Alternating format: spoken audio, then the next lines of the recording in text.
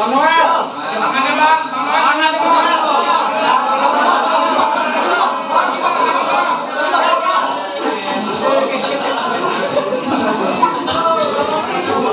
terima kasih teman-teman media. Kita akan kembali terkait dengan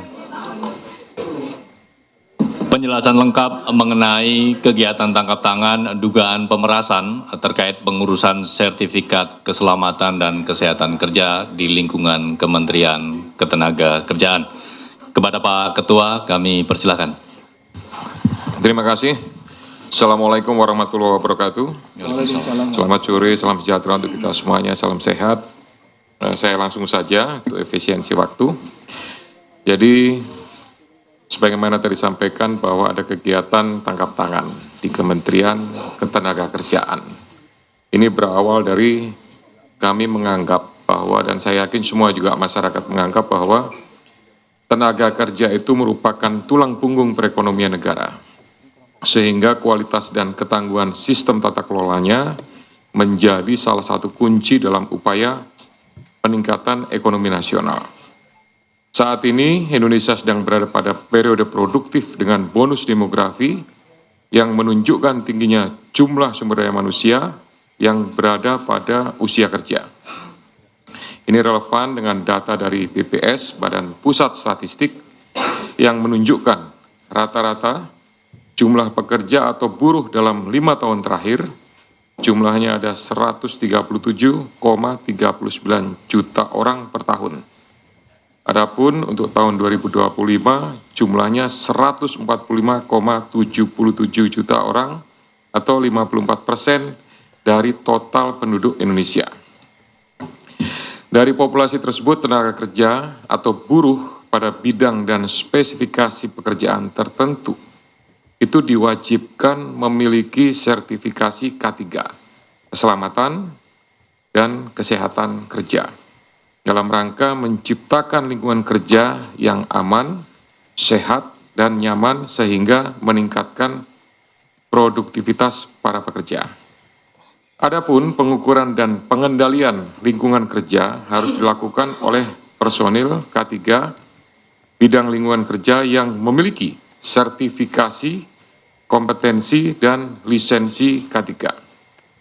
Ironinya, ketika kegiatan tangkap tangan, KPK mengungkap bahwa dari tarif sertifikasi K3 yang sebesar Rp275.000, tapi fakta di lapangan menunjukkan bahwa para pekerja atau buruh harus mengeluarkan biaya hingga 6 juta rupiah karena adanya tindak pemerasan dengan modus memperlambat, mempersulit, atau bahkan tidak memproses permohonan pembuatan sertifikasi K3 yang tidak membayar lebih tersebut.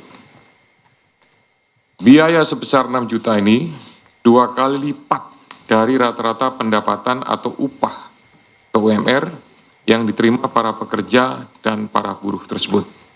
Oleh karena itu, penanganan perkara ini sekaligus sebagai pemantik untuk upaya pencegahan korupsi pada sektor ketenagakerjaan yang lebih serius ke depannya, agar pelayanan publik dapat terselenggara dengan mudah, cepat, dan murah, sehingga tidak merugikan masyarakat sebagai pekerja atau buruh sekaligus mendukung peningkatan ekonomi nasional. Saya lanjutkan dengan penjelasan tentang kegiatan tindakan penyelidikan atau tangkap tangan yang sudah dilakukan oleh Kedeputian Penindakan.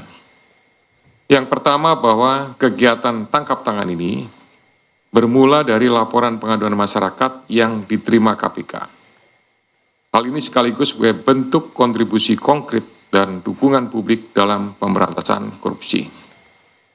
Dari informasi yang dihimpun tersebut, pada hari Rabu dan Kamis, tanggal 20 dan 21 Agustus, tim KPK kemudian bergerak secara paralel di beberapa lokasi di wilayah Jakarta dan mengamankan sejumlah 14 orang, yaitu Saudara IBM, selaku Koordinator Bidang Kelembagaan dan Personil K3 tahun 2022 sampai dengan 2025.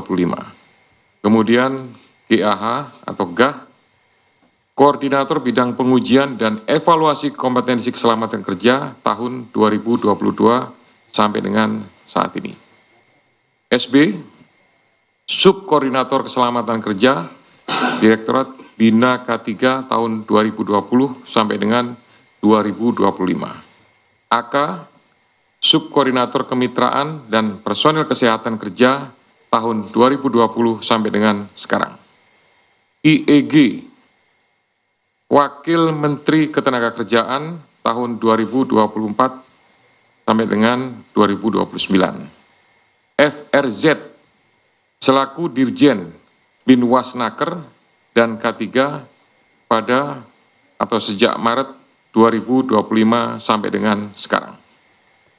HS, Direktur Bina Kelembagaan tahun 2021 sampai dengan Februari 2025.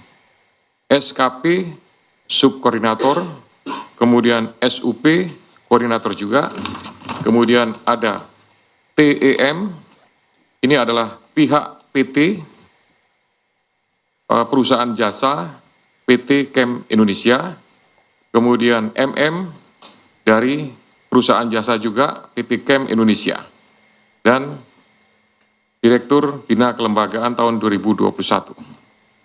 Yang lainnya, karena tidak terkait, maka tidak dilakukan pemeriksaan. Selain itu, tim juga mengamankan barang bukti yang diduga terkait ataupun yang merupakan hasil dari tindak pidana ini, yaitu 15 unit kendaraan bermotor roda 4 dengan rincian 12 unit dari IBM, 1 unit dari SB, 1 unit kendaraan roda 4 dari SB, yang 12 unit tadi juga roda 4, kemudian 1 unit roda 4 dari HS, 1 unit roda 4 dari GAH. Kemudian 7 unit kendaraan bermotor roda 2, 6 unit kendaraan roda 2 diamankan dari IBM, dan 1 unit kendaraan roda 2 diamankan dari IEG.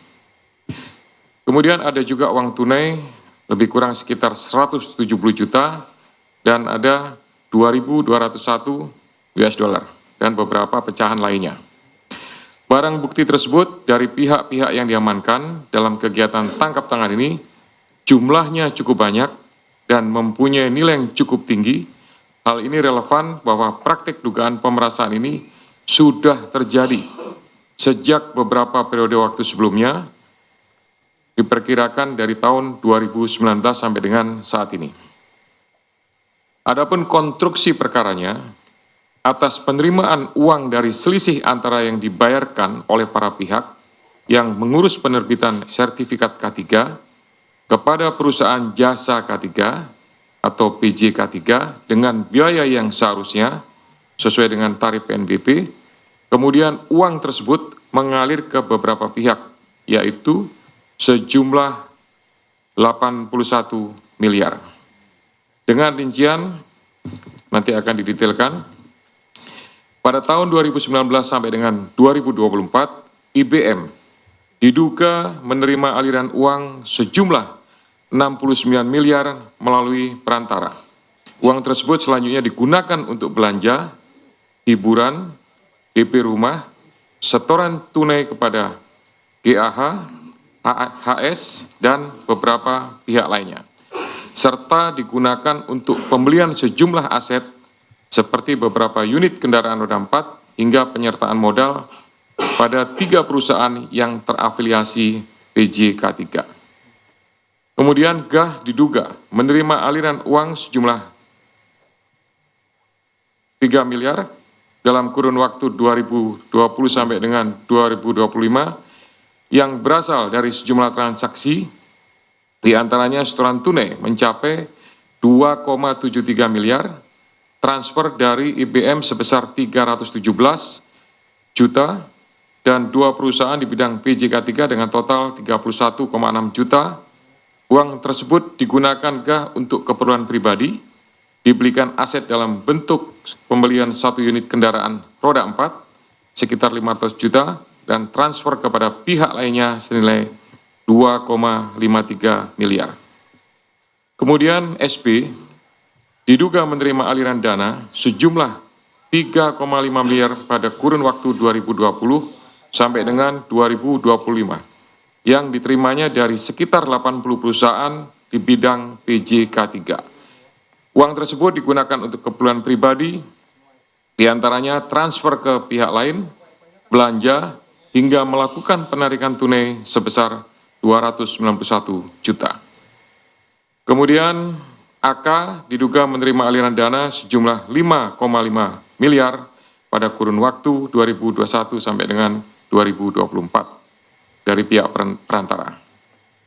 Kemudian sejumlah uang tersebut mengalir kepada pihak penyelenggara negara, yaitu IEG, sebesar 3 miliar pada bulan Desember 2024. Kemudian